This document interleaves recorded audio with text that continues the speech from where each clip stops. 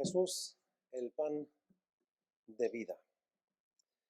El capítulo 6 íntegramente describe también ese milagro que Jesús realizó con los 5 panes y los 2 peces y alimentó con ese poco una multitud de más de 10.000 personas. Se habla de 5.000 varones, pero se calcula que habían mujeres, niños y se reunirían más de 10.000 personas.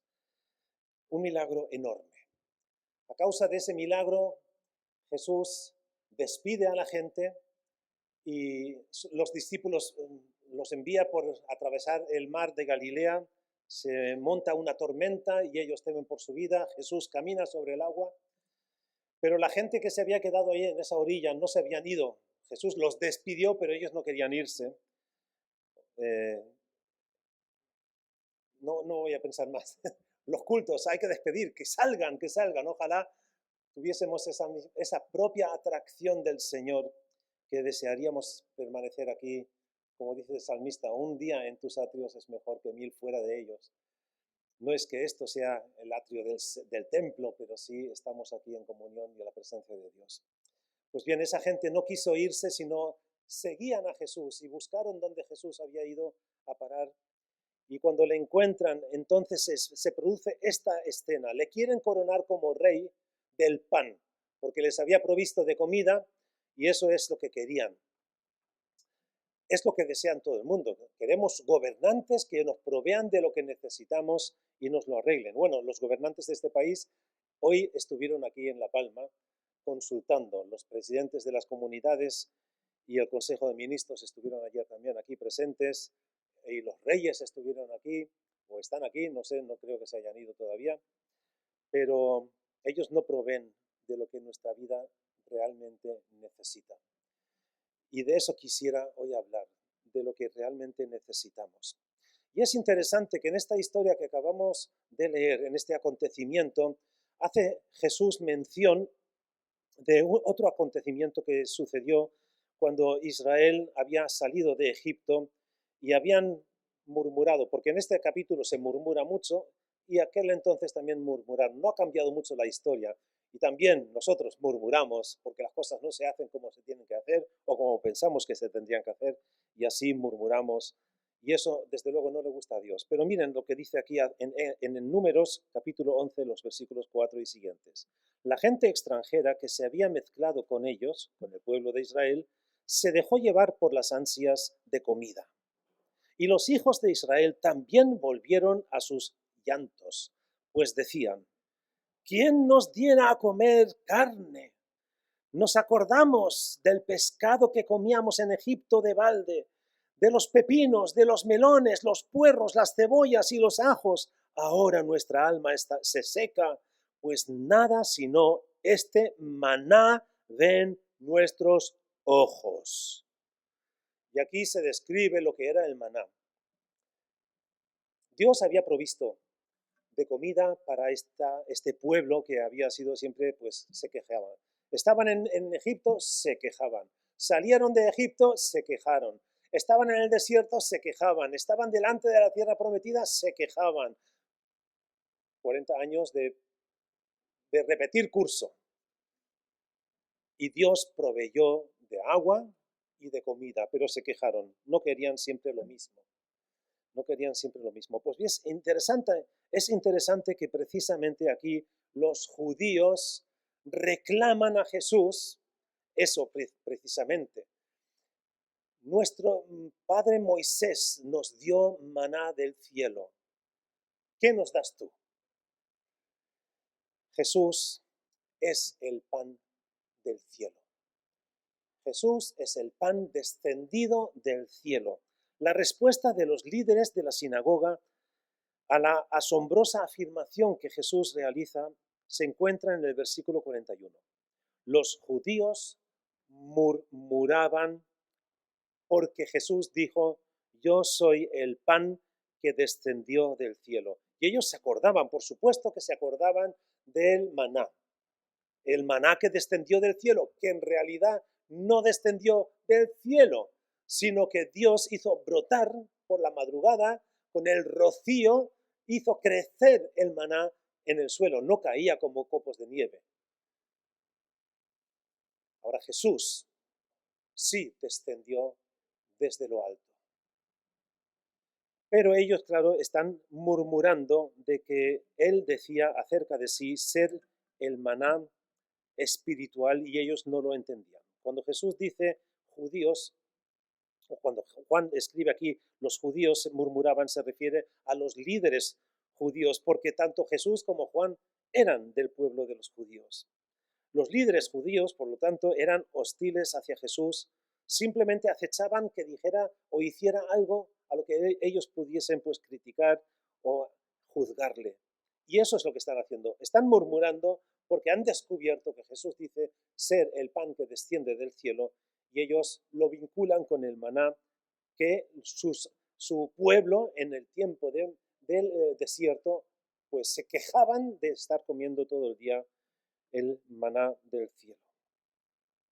Y ahora quieren recibirlo. Ahora quieren recibirlo. No somos como niños, también nosotros, que cuando no tenemos lo que Dios quiere darnos y nos portamos como niños y repataleamos, y cuando nos lo da nos quejamos de que nos ha dado. Como indica el versículo 42, no tienen idea acerca de la encarnación que ya Isaías profetizó en el capítulo, bueno, eso viene después, pero Isaías ya profetizó que vendría, y Juan en la introducción del Evangelio lo dice también con mucha claridad, el verbo era al principio, y ese verbo se hizo carne. Pero claro, los judíos no querían entenderlo. Algunos sí, algunos entendían. Cuando Nicodemo esa noche, en el capítulo 3, va a Jesús y le relata y le dice, casi como un portavoz de unos cuantos fariseos, que dice, sabemos que eres un maestro enviado de Dios, del cielo. Porque nadie habla, nadie hace las cosas y dice las cosas que tú haces y dices a no ser que Dios esté con él. Es decir, había evidencias y algunos sí percibían de cierta manera que Jesús venía del Padre, del cielo. Y así, ellos dicen y murmuran entre sí, ¿no es este Jesús, el hijo de José, cuyo padre y madre conocemos? ¿Cómo dice él ahora que ha bajado del cielo? Casi con un tono burlón como también algunos pues nos pueden hablar en este tiempo en el que vivimos, en este lugar en el que vivimos, por creer en Jesucristo, por tomar en serio la palabra de Dios, por tomar en serio también los valores que nos transmite su palabra, y se burlan de nosotros que todavía, como mira, estos, los evangélicos o los cristianos, estos, cómo se atreven a decir y a hacer estas cosas. Los líderes vieron a Jesús como el hijo de un carpintero, que lo era, pero rechazaron escuchar con el corazón, a pesar de que él había hecho y dicho cosas que respaldaban su mensaje. Muchas personas rechazan a Jesús porque no pueden creer que es el Hijo de Dios, que es el Creador, que es ese verbo que se describe en esta introducción del Evangelio de Juan y en muchas otras, lo que Jesús dice acerca de sí mismo. Y en realidad, bien, no es que rechacen a Jesús, porque toda la gente dice, admiran a Jesús por su forma de vivir y el ejemplo que dio y la transformación de la sociedad que ha provocado a lo largo de los milenios. No rechazan a Jesús, no es lo que rechazan es la exigencia que está intrínseca, que está implícita en el mensaje de Jesús. Si Jesús llama a sus discípulos, niégate a ti mismo, presta la otra mejilla si te dan, haz esto, camina otra milla más, niégate a ti mismo, a no ser que te niegues y que estés dispuesto a morir, no puedes ser mi discípulo. El pan que vino del cielo, Jesús es el pan que vino del cielo. Y quizá porque eso implica pues mucha más autoridad, porque no es un político que ha sido elegido por mayoría, sino él vino, el creador del universo, vino a este mundo para que le conociéramos y para que pudiéramos tener ese pan que necesitamos sin ser conscientes de que lo necesitamos. En el versículo 43 Jesús responde y les dice: dejen de murmurar. Esta palabra viene en este pequeño pasaje 2 veces. Ellos murmuraban y Jesús les dice: dejen de murmurar. Esa no es la manera de aprender la verdad que yo quiero transmitirles. Jesús es la verdad. Y Él les está atrayendo para que ellos digan, no, para en vez de murmurar y lleguen a sus propias conclusiones equivocadas, por supuesto, que ellos se acerquen a Jesús. Miren, eso es lo que caracterizaba un discípulo. Cuando Jesús hablaba en parábolas y decía, ellos no entienden, no pueden entenderlos, por eso estoy hablando en parábolas, pero vosotros, dirigiéndose a sus discípulos, a vosotros os es dado entender. Sin embargo, no lo habían comprendido. Ahora sí, lo que hacen, porque no han comprendido, se acercan a Jesús y les dicen, Señor, no nos diferenciamos de estos. No hemos entendido lo que quisiste decir. Pero esa pregunta les hace discípulos. Porque pregunta a Jesús, eso te convierte en un alumno y tú escuchas la enseñanza del maestro. Eso es lo que ellos no hacían, ellos murmuraban. Los discípulos se dirigían a Jesús, Señor, no lo comprendemos. Y eso es lo que quisiera que también en esta tarde, en este mensaje, captásemos como creyentes, como discípulos de Jesús, que no estemos sacando nuestras conclusiones y pensamientos, sino que acudamos a Jesús y le preguntemos. Él es el pan del cielo que ha venido para que nosotros le conociéramos y tuviésemos acceso al Padre. El segundo punto que quisiera exponer es atraído a Jesús. Los versículos 44 al 46 son este pasaje. En el versículo 44 Jesús repite la enseñanza del versículo 37. Ya dije que en el capítulo 6 habla acerca del pan. Jesús es el pan de vida. Y aquí dice que Él es el pan vivo, el pan vivo. Y Él aquí dice, nadie puede venir a mí a menos que el Padre que me envió lo traiga. Y yo lo resucitaré en el último día. Algunos podrían pensar, y sobre todo los judíos en aquel entonces, a los que Él está dirigiendo estas palabras, ¿qué quiere decir este? No tiene nada que ver con lo que estamos hablando. Jesús les está anticipando que a no ser que Dios el Padre les esté hablando, esté atrayendo hacia Jesús, ellos están haciendo lo que están haciendo y es murmurar. Jesús declara que nadie puede venir si el Padre no le atrae. La iniciativa divina es una de las grandes doctrinas del Evangelio. Dios siempre da el primer paso. Dios siempre da el primer paso. Él creó el universo. Él creó al ser humano. Él buscó al ser humano. Dios da el primer paso. Jesús dio el primer paso para acercarnos.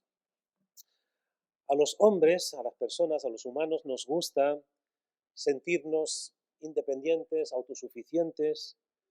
Pensamos que podemos venir a Jesús de propia voluntad cuando nos parece, cuando queremos y en las circunstancias que queremos.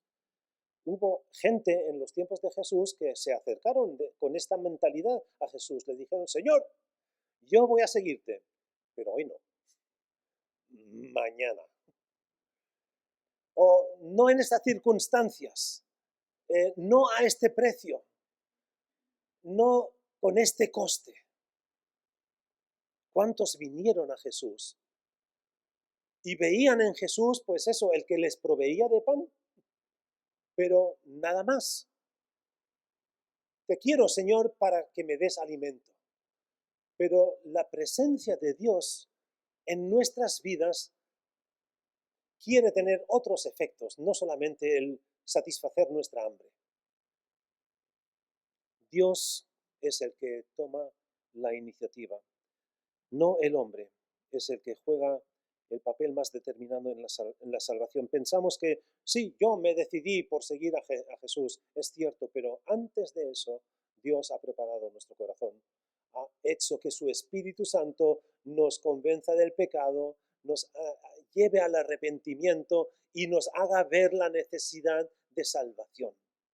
Muchos no se dejan socorrer hasta que es muy tarde. De eso se han contado muchísimas historias. Pero el ser humano, el hombre natural, la mujer natural, no tienen conocimiento de su condición pecadora. No son conscientes de necesitar salvación.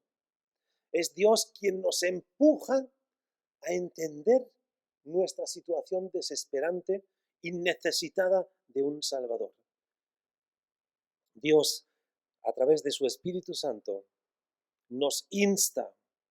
Y es entonces cuando nos lleva a ese punto de determinación o de decisión, cuando nos conduce a esa situación y nos tenemos que decidir. Pero todo lo demás, lo previo, lo hizo Dios para que pudiéramos estar ahí. Él nos insta y entonces podemos tomar una decisión si queremos ser salvados o permanecer en la incredulidad. Nadie puede poner su fe en Jesús sin la obra personalizada, individualizada del Padre. Jesús lo dice acerca de sus discípulos y podríamos decir Jesús llamó a Pedro, llamó a Juan, a Jacobo, a Santiago, a Leví, a Natanael, a Felipe, los llamó individualizadamente de sus trabajos, de sus quehaceres, de su ocio.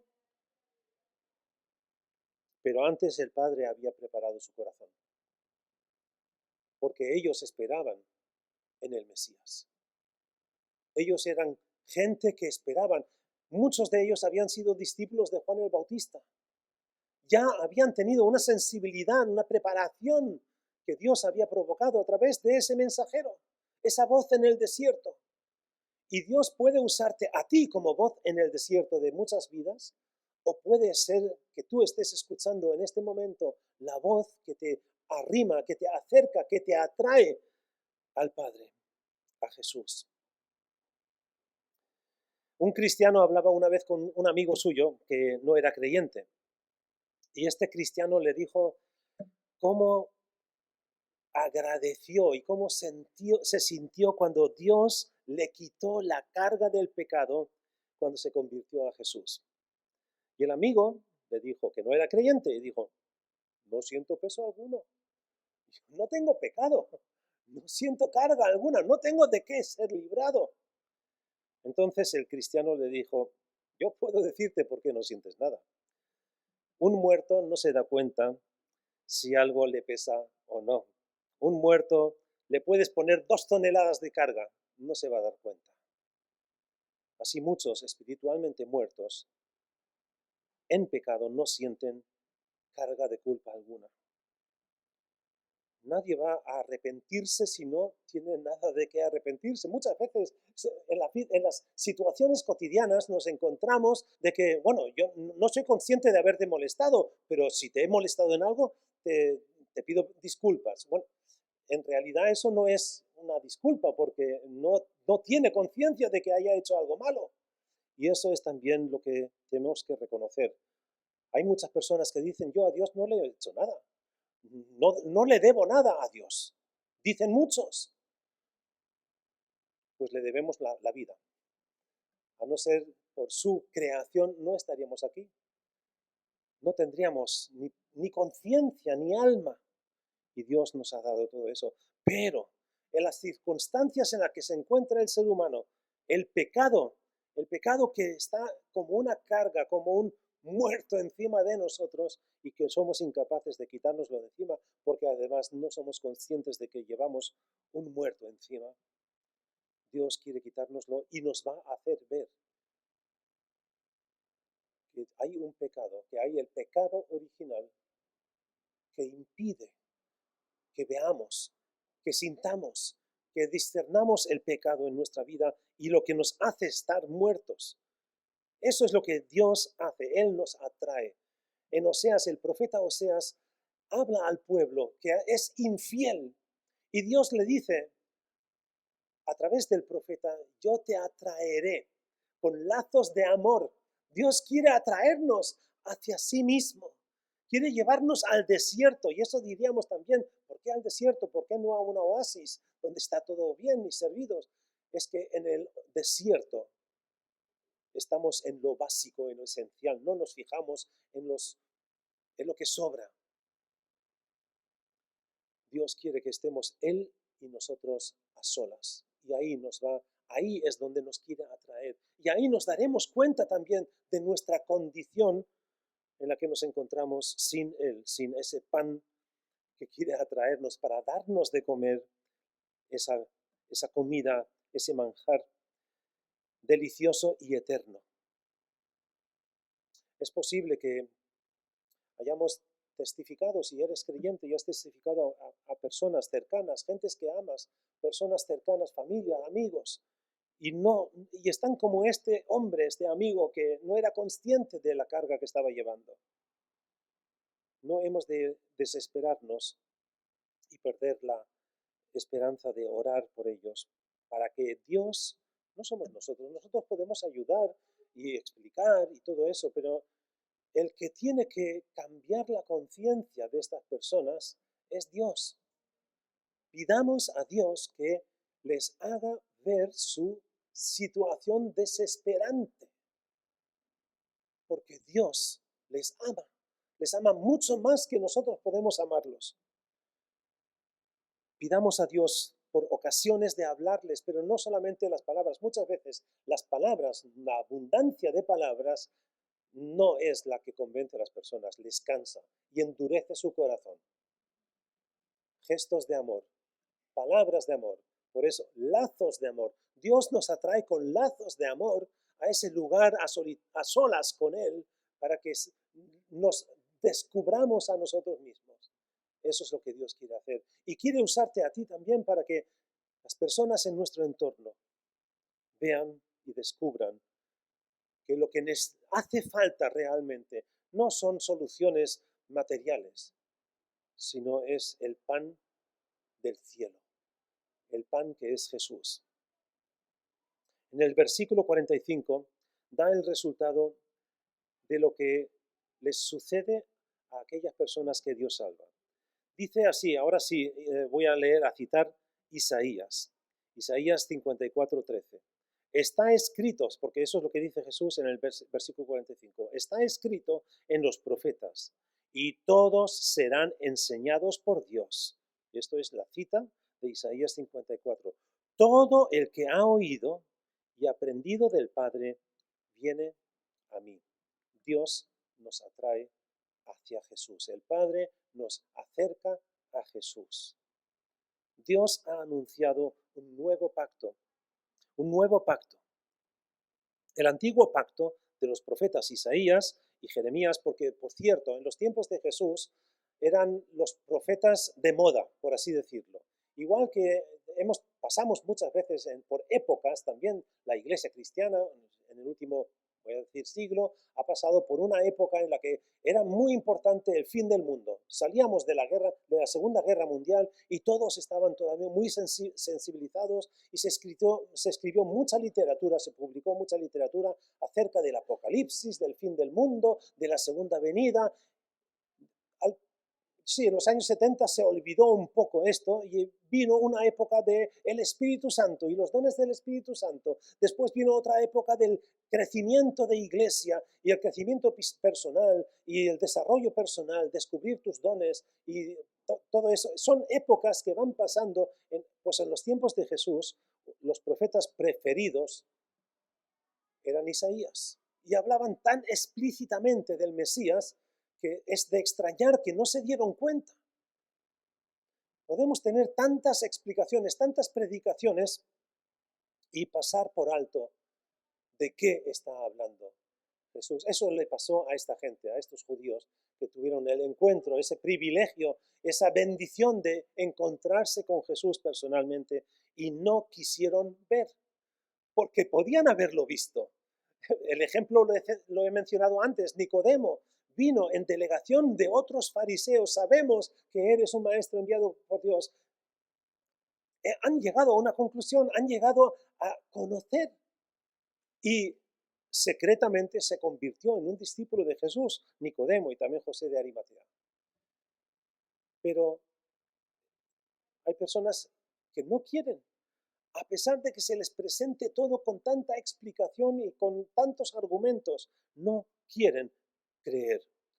Así que los del antiguo pacto, los judíos contemporáneos de Jesús, aunque leían los profetas Isaías y Jeremías, no se dejaron convencer o atraer, acercar a Jesús. Juan el Bautista contribuyó a acercar a las personas a Jesús. Él indicó, el que viene después de mí, ese es el Cordero de Dios que quita el pecado del mundo. Y cuando Jesús vino a ser bautizado por Juan el Bautista, así lo dijo. Y a partir de ese momento, muchos de sus discípulos le siguieron a Jesús.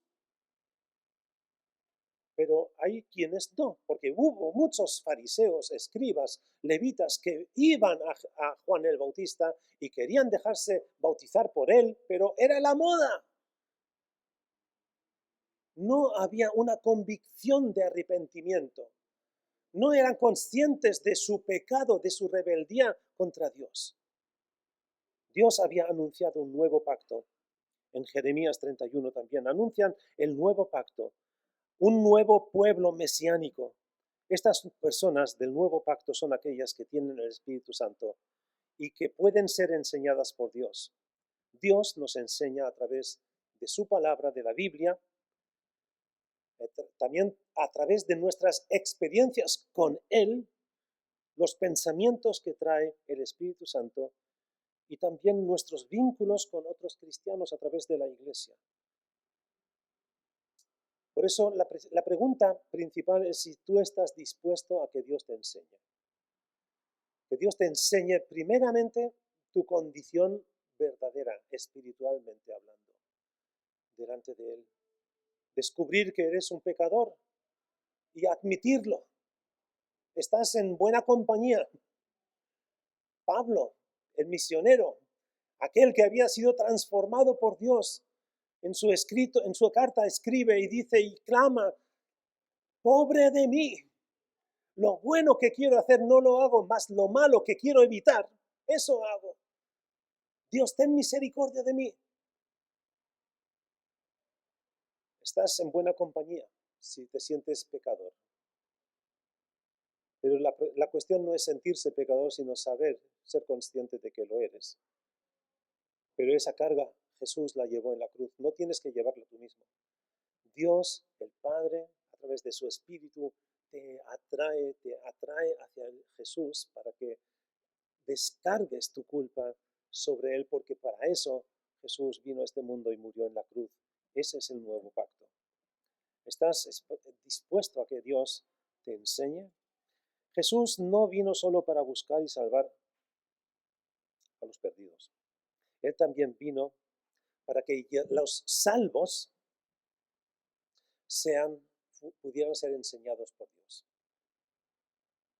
Porque no se trata simplemente de convertidos, sigan, arrepiéntanse, sino ahora hemos de seguir dando pasos, hemos de crecer, hemos de entender y comprender y actuar según lo que Dios nos enseña.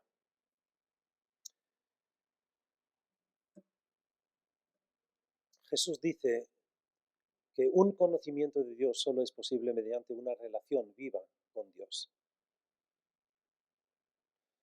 Lo hemos predicado ya en varias ocasiones. Aquí en la carta de Juan se hace mención de ello. No podemos presumir de conocer a Dios si no estamos en contacto con Él. Podemos saber cosas acerca de Dios porque podemos leer muchísima literatura, leer hasta la Biblia y pensar que sabemos cosas de Dios. Pero conocer a Dios es otra cosa. Conocer a Dios es vivir con Él. Y a eso es a lo que Dios nos quiere atraer, a una estrechísima, íntima comunión entre Él y nosotros. Jesús dice aquí en este versículo, en Juan 1:18, bueno, escribe Juan en el Evangelio, a Dios nadie le vio jamás. El unigénito Hijo, que está en el seno del Padre, Él le ha dado a conocer. Cuando Jesús habla de estas palabras, de conocer al Padre, los discípulos, los apóstoles le preguntan, muéstranos al Padre, y Jesús les dice, tanto tiempo estoy con vosotros y todavía no me conocéis. Conocer a Jesús es conocer al Padre. Conocer a Jesús es conocer al Espíritu Santo. Conocer a Jesús es conocer a Dios. Termino con el tercer punto. El pan vivo. No es un pan cualquiera. Es el pan vivo. Por tercera vez en este debate que Jesús pues aguanta. Es uno de las conversaciones más extensas que se describen en el capítulo 6 que tiene con los críticos de su época. Y Jesús usa estas palabras destacadas del versículo 47. De cierto os digo, el que cree en mí tiene vida eterna. Aquí Jesús reafirma, el que cree en Él, en Jesús, tiene vida eterna. Esta declaración vincula exactamente creer, la fe, con la vida eterna. Ahora, no es una fe en Jesús superficial. Bueno, sí, Jesús dijo o hizo, sino esto tiene que ver con el participio.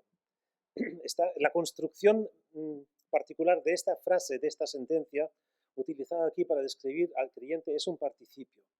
Es algo que permanece, algo continuo. Indica que la vida de la persona se caracteriza en creer en Jesús. Es una acción dinámica aquí. Y esta palabra en griego, hay varias palabras, preposiciones que dicen en. En puede ser dentro de, pero puede ser también encima de. Entonces la cuestión es, ¿dónde estás tú? Dentro, ¿crees dentro de Jesús? ¿Dónde es tu ubicación de esa fe? Porque muchos estamos como ana, la preposición ana en griego, que significa al lado de, o al otro lado, o por debajo de, o cuál es la ubicación de esa fe. Aquí dice en Jesús, dentro de Jesús o encima de, sería otra de las preposiciones que podríamos relacionar aquí. Y Juan hace hincapié, o Jesús en este diálogo con los fariseos y con los escribas, hay que creer en Jesús. No estamos suponiendo que algo exista o que Jesús hubiera vivido, porque esa fe, incluso la fe con la que decimos, así empezamos nuestra vida espiritual, que aceptamos por fe lo que Jesús hizo en la cruz y creemos que Él murió por nuestros pecados. Eso es un primer paso, pero Jesús nos conduce a un paso más, y es vivir en Él. Vivir en Él. Pablo lo escribe también a los Gálatas cuando habla acerca de la vida espiritual, de vivir en el Espíritu. Vivir en el Espíritu no es una doctrina o tener unos libros acerca de la vida espiritual, sino es vivir en el Espíritu, es decir, el Espíritu de Dios, Jesús, nos rodea. Eso hay que entenderlo. Muchos somos discípulos de Jesús, y me incluyo, que corremos detrás de Jesús, Él va por delante. Muchas veces incluso nosotros vamos por delante y Señor, ven y bendíceme lo que he hecho o lo que he mal hecho. Creer en Jesús, en Jesús, estar y vivir en esa vida dentro de Él, rodeado de Él. Creer es tomarle a Dios por su palabra. Para creer correctamente, primero has de admitir que eres pecador. Eso es la obra que hace el Espíritu Santo en nosotros, que nos convence del pecado. Entonces, ¿qué hacemos con nuestro pecado? Porque es difícil. Nosotros no podemos enmendarlo, podemos borrar, podemos comprar, podemos arreglar situaciones que hemos estropeado. Pero aquí no se trata de un arreglo, aquí se trata del perdón. Dios pagó en Cristo Jesús el precio que debíamos, y era la muerte, nada más y nada menos. No somos capaces de pagar con nuestra vida, por nuestra vida, porque nuestra vida no vale para pagar esa deuda. La tuvo que pagar uno que no tenía culpa, y es Jesús. Pagó. Él sin pecado se hizo pecado por nosotros. Así que debemos de admitir que somos pecadores y que no podemos hacer nada para salvarnos nosotros mismos. El siguiente paso es apartarte del pecado. Porque muchos nos conformamos con eso de decir, sí, yo reconozco, soy débil, la carne es débil y peco, sí, eso me atrae, esto lo dejo, lo tengo difícil de dejar, este vicio o esta condición en la que vivo. Apártate del pecado, porque al final y al cabo, la palabra arrepentimiento significa un giro de 180 grados, pero no pararse en donde estás, sino ir, moverse nuevamente al punto de inicio. Apártate del pecado y entrégate, el tercer paso, entrégate completamente, sin reservas a Cristo para tu salvación. Por eso yo pregunto ahora, dicho esto, ¿estás creyendo en Jesús o has creído a Jesús? Estás creyendo en Jesús. En el versículo 48 dice, Jesús profundiza con precisión esta declaración y explica el significado en estos versículos. Yo soy el pan de vida. Vuestros padres comieron del maná en el desierto y murieron. Este es el pan que desciende del cielo para que el que coma de él no muera. Jesús dice, yo soy el pan de vida.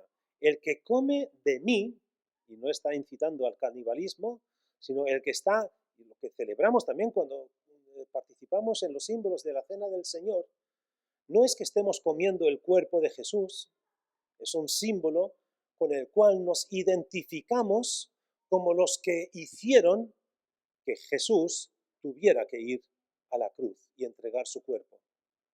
Eso es lo que conmemoramos cuando celebramos la cena del Señor. Y esto es lo que aquí también Jesús insta. Yo soy el pan de vida y tienes que comer de mi carne, de mi muerte. Tienes que autoinculparte y decir y admitir, sí, yo soy aquel que hizo que Jesús fuese crucificado, no los romanos, no los judíos. Yo, mi pecado, hizo necesario que Jesús muriera en la cruz. Y al comer de ese pan, me autoinculpo y anuncio que Jesús murió por mí. Yo soy el pan de vida, dice Jesús.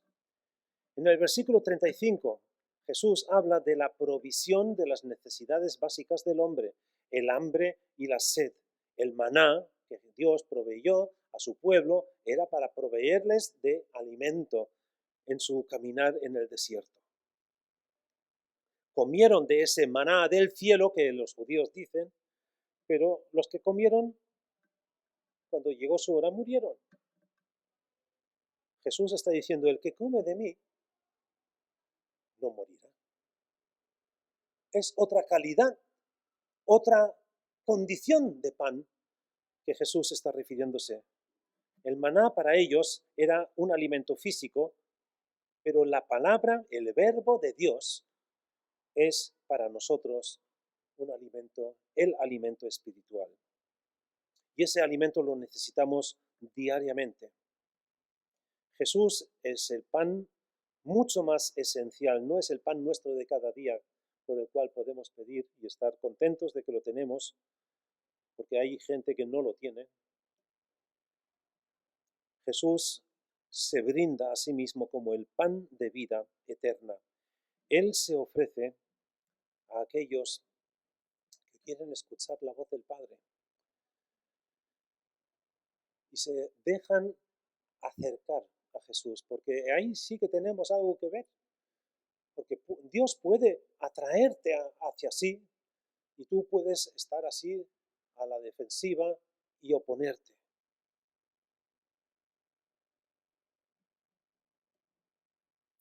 Yo soy el pan vivo. En el 51 Jesús lo dice ya con esta descripción, el pan vivo, que descendió del cielo. Si alguno comiere de este pan, vivirá para siempre. También el pan que yo daré por la vida del mundo es mi carne. Jesús aquí lo dice, mi crucifixión, mi muerte va a ser el alimento de vida para todos los que quieran acercarse. El pan no hace significado si lo compramos para adorno. Lo que pasa con nuestro pan, si no lo comemos, se pone duro. Y después lo único que sirve es para martillear, sacar unos clavos. El pan es para comer. El pan vivo, el pan de Jesús, es para que lo comamos. Jesús vino con ese propósito y murió con ese propósito para que creyéramos en Él y comiéramos de su cuerpo. Hubo un misionero que se llama de China, Jonathan Goforth, vivió entre 1859 y 1936. Y él predicaba en el sur de China en una congregación y ahí había un hombre que después del mensaje se le acercó y le preguntó, te he oído hablar 3 noches del mensaje que compartes y siempre hablas de Jesucristo. ¿Por qué? El misionero respondió, Señor, antes de responder a su pregunta, permítame preguntarle yo, ¿qué cenó hoy? Dijo, arroz. ¿Qué comió ayer? Arroz. ¿Y qué esperas comer mañana? Arroz, por supuesto. Me da fuerzas. No podría estar sin él. El arroz es mi vida. El misionero respondió, lo que has dicho del arroz, Jesús es para nuestra alma. Él es el arroz, entre comillas, Él es el pan de vida para nuestra alma. Y la frase final en este versículo que hemos leído, también el pan que yo daré por la vida del mundo es mi carne, introduce el concepto de la muerte sustitutoria, vicaria de Jesús por nosotros, el sacrificio de su cuerpo por los pecados del mundo. Jesús murió por todos. Dios quiere, escribe Pablo a Timoteo, Dios quiere que todos sean salvos y lleguen al conocimiento de la verdad. Dios quiere que tú seas salvo, salva, y llegues a conocer a Dios. Dios quiere que comas de su pan, porque su pan es para vida eterna. ¿Te vas a conformar con el maná? Ese maná que sacia tu hambre corporal, física, momentánea, o sientes hambre espiritual de vida eterna.